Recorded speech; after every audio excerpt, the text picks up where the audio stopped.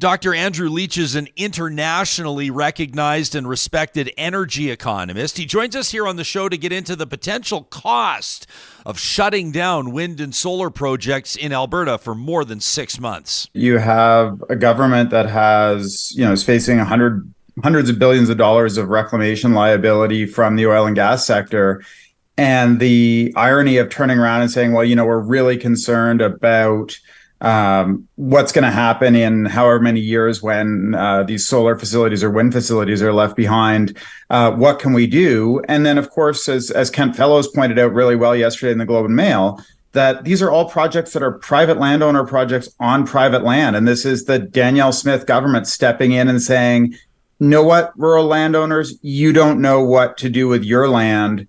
You need the government to tell you how to manage it, how to contract with people leasing your land, et cetera. You need us to help you. And that's a weird spot for this government to be in, I thought. There's just an aversion to this kind of development. And you hear, we must not have these new energy facilities disrupting our viewscapes. They're butt ugly, et cetera. And I think, they are really shocking.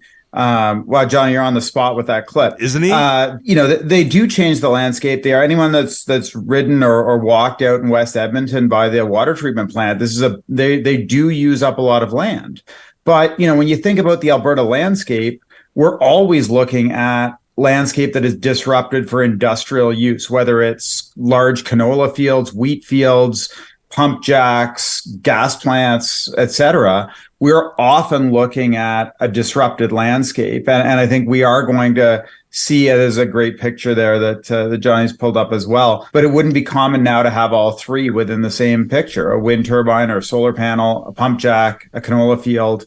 And that's all disruption from the typical prairie landscape. I want to ask you about a comment that the Premier made on her free radio show over the weekend.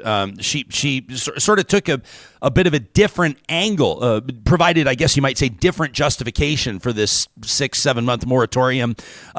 Instead of, landowner concerns and scenery and remediation and protecting agricultural land, she said, it's also Ottawa, right? She said that, the backup plants powered by natural gas are needed for when wind's not blowing or for when the sun's not shining.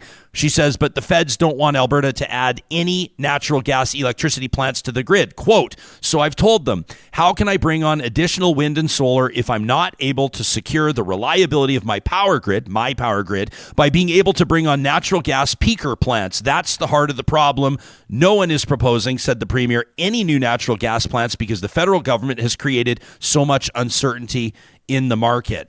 Your response? There's some truth to it. The federal government is introducing new regulations that essentially say new natural gas plants, you're going to face a very stringent emission standard 10 to 15 years down the road. The real challenge is those winter months where solar and battery storage just isn't going to do much for you. Wind is okay, but you still have periods with limited wind. We haven't developed any new interties to import power from BC when the wind is not blowing and when the sun is not shining, and to export power when it is. We've tied our own hands. We're like, we'd like to build gas. We might want to build nuclear. We might build something that will supply power when the wind isn't blowing and the sun isn't shining.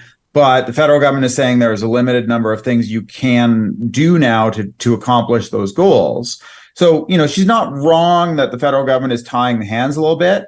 I think where she gets off track is when she says, well, this means we can't add more wind and solar. And it doesn't really mean that. It just means we need to find something that ensures that we can supply power when the wind isn't blowing and the sun isn't shining. Do we regulate our own sector, or do we subject ourselves to regulation imposed by others, right? We've already seen big consequences in Alberta, whether it's financing, insurance, pipeline access, market access, all European Union, California policies, et cetera, that target our oil sands and say, you know what, you're not compatible with what we view as a future, even in a world that uses oil. You're not compatible with that. We've seen global oil majors, Shell, one big example, exit the oil sands. So that availability of capital has all become much more challenging because of the emissions footprint of the oil sands. So I think there is a very strong domestic case for us to act and to keep acting in a way that's globally credible, that preserves some of the value of that resource.